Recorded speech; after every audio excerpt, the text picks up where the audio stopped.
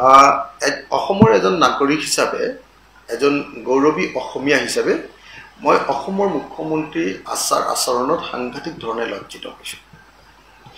লোকসভা নিৰ্বাচনত গোটেই দেশখনতে বিভিন্ন ঠাইত তেখেতে লোকসভা নিৰ্বাচনত বিজেপি দলৰ কেম্পেইন কৰিবলৈ গৈ যিবিলাক বক্তব্য প্ৰদান কৰিছে এইবিলাক কেৱল সাম্প্ৰদায়িক বা মৌলবাদী কেৱল বক্তব্যই নহয়, এই কথাবিলাকে আমাৰ দেশৰ সংসদীয় গণতন্ত্ৰৰ মান নিম্নগামী কৰিছে।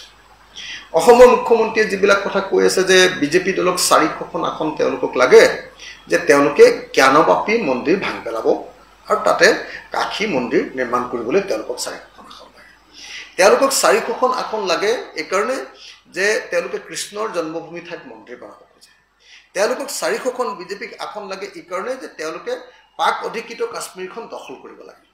তেওঁলোকক 400খন আসন এইকাৰণে লাগে যে তেওঁলোকে সাম্প্ৰদায়িক ৰাজনীতি কৰিবৰ কাৰণে অসমত ভাৰতবৰ্ষত সাম্প্ৰদায়িক ৰাজনীতি কৰিবৰ কাৰণে মছজিদ ভাঙিবৰ কাৰণে মন্দিৰ বনাবৰ কাৰণে মানে অকল ধৰ্মীয় মৌলবাদী কাম কিছুমান কৰিবৰ কাৰণে তেওঁলোকক মানে আপোনাৰ আমাৰ দেশৰ শাসন লাগে, 400খন আসন লাগে। তেওঁলোকক এনেকুৱা কাৰণত আপোনাৰ 400খন আসন নালাগে যে অসম বা দেশৰ শিক্ষানুষ্ঠান অধিক চৰকাৰী শিক্ষানুষ্ঠান বনাবৰ কাৰণে নালাগে। ৰাজ্যখনত এফালৰ পৰা আমি দেখিছোঁ যে চৰকাৰী শিক্ষানুষ্ঠানবিলাক বন্ধ হৈ গৈছে, ক'ৰবাত মাৰ্জাৰ কৰিছে, ক'ৰবাত এমালগেমেশ্যন কৰিছে, ক'ৰবাত ক্ল'জাৰ কৰিছে। এফালৰ পৰা চৰকাৰী শিক্ষানুষ্ঠানবিলাক বন্ধ কৰি গৈ আছে, এফালৰ পৰা আপোনালোকে সকলোৱে দেখিছে। কটন কলেজৰ নিচিনা কলেজে আজিৰ দিনটোত আপোনালোকে দেখিছে যে ব্যক্তিগতকৰণৰ নীতিৰ যি কবলত পৰি এতিয়া তেওঁলোকৰ নিজৰ মাটি বিক্ৰী বা লিজত দি, নিজৰ বিল্ডিং বিক্ৰী বা লিজত দি এতিয়া ধন ঘটাবৰ কাৰণে, ধন আনিবৰ কাৰণে ৰিচোৰ্চ মবিলাইজেশ্যন কৰিবৰ কাৰণে ব্যৱস্থা ল'বলগীয়া হৈছে। চাৰিওফালে শিক্ষাখণ্ড ওলি গৈছে। আপোনালোকে দেখে যে গোটেই দেশখনৰ ভিতৰতে আমাৰ দেশতে আটাইতকৈ বেছি আপোনাৰ মানে আধাতে স্কুল এৰা, আধাতে বিদ্যালয় এৰাৰ ছাত্ৰ ছাত্ৰীৰ সংখ্যা আটাইতকৈ বেছি আমাৰ ৰাজ্যখনতে। আজি শিক্ষাৰ ক্ষেত্ৰত যেনেকৈ এই অধপতন ঘটিছে, আপুনি দেখিছোঁ যে স্বাস্থ্যখণ্ডটো একেটাই ঘটনা। স্বাস্থ্যখণ্ডৰো উৱলি যোৱা অৱস্থা, হস্পিটেল নাই, হস্পিটেল থাকিলেও চিকিৎসা নাই, চিকিৎসা থাকিলেও ভাল যন্ত্ৰপাতি নাই, যন্ত্ৰপাতি ক'ৰবাত আছে কিন্তু ছাৰ্ভিচ নাই। মুঠতে হস্পিটেলৰ অৱস্থা সাংঘাতিক ধৰণে বেয়া। তো সেইবিলাকৰ মান উন্নত কৰিবৰ কাৰণে তেওঁলোকক 400 চিট নালাগে, এইটো নালাগে। আমাৰ দেশখনৰ ভিতৰত আটাইতকৈ বেছি ইনফেণ্ট মৰ্টেলিটি ৰেট, শিশুৰ মৃত্যুৰ হাৰত ৰাজ্যখন, আমাৰ ৰাজ্যখন আটাইতকৈ 1 নম্বৰত। প্ৰসূতি মৃত্যুৰ হাৰৰ ক্ষেত্ৰতো অসমখন ভাৰতবৰ্ষৰ ভিতৰত নম্বৰ 1। তো এই পৰিস্থিতিত অথচ সেইবিলাক উন্নয়নৰ কাৰণে তেওঁলোকক 400 চিট নালাগে। তেওঁলোকক দেশৰ নিবনুৱা সমস্যা সমাধান কৰিবৰ কাৰণে 400 চিট নালাগে। তেওঁলোকক কৰ্মসংস্থাপন দিবৰ কাৰণে 400 চিট নালাগে। তেওঁলোকক দেশৰ উন্নয়নৰ কাৰণে 400 চিট নালাগে। তেওঁলোকক লাগে মছজিদ বনাবৰ কাৰণে 400 চিট। তেওঁলোকক লাগে আপোনাৰ কি কয় মছজিদ ভাঙি মন্দিৰ বনাবৰ কাৰণে 400 চিট। তেওঁলোকক লাগে যে আপোনাৰ পাক অধিকৃত কাশ্মীৰ এখন দখল কৰিবৰ কাৰণে, বেদখল কৰিবৰ কাৰণে তেওঁলোকক লাগে।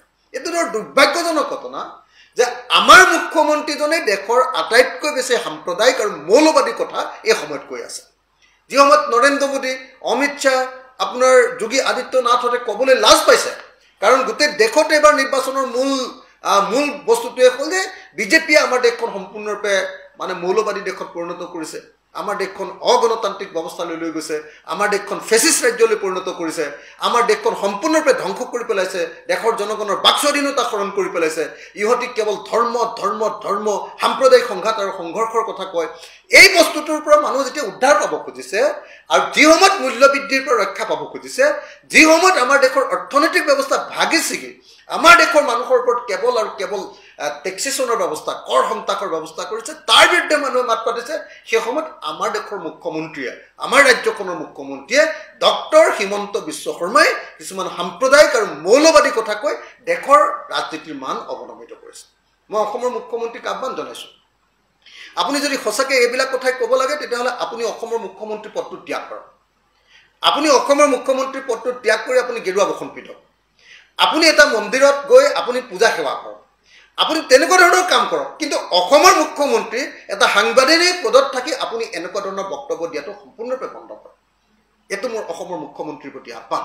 আপুনি ৰাজ্যখনৰ মান সন্মান নাখাব, আপুনি ৰাজ্যখনৰ মানুহক অপমানিত নকৰিব, আপুনি গোটেই দেশৰ ওচৰত অসম ৰাজ্যখনৰ মান অৱনমিত নকৰিব। আপোনাক এইটো কৰাৰ অধিকাৰ আপোনাৰ নাই। অসমৰ মুখ্যমন্ত্ৰী ডাঙৰীয়া, আপুনি এনেকুৱা ধৰণৰ একেবাৰে নিম্নমানৰ অৰুচিকৰ সাম্প্ৰদায়িক মৌলবাদী বক্তব্য প্ৰদান কৰাৰ পৰা বিৰত থাকক এইটো আপোনাৰ প্ৰতি অসমৰ মানুহৰ আহ্বান আপুনি নিশ্চিতভাৱে এই আহ্বান ৰক্ষা কৰিব বুলি আমি আশা কৰিছোঁ এনেকুৱা ধৰণৰ সাম্প্ৰদায়িক এনেকুৱা ধৰণৰ বলিয়ালি এনেকুৱা ধৰণৰ মৌলবাদী বক্তব্য প্ৰদান কৰাৰ পৰা আপোনাক বিৰত থাকিবৰ কাৰণে মই আহ্বান জনাইছোঁ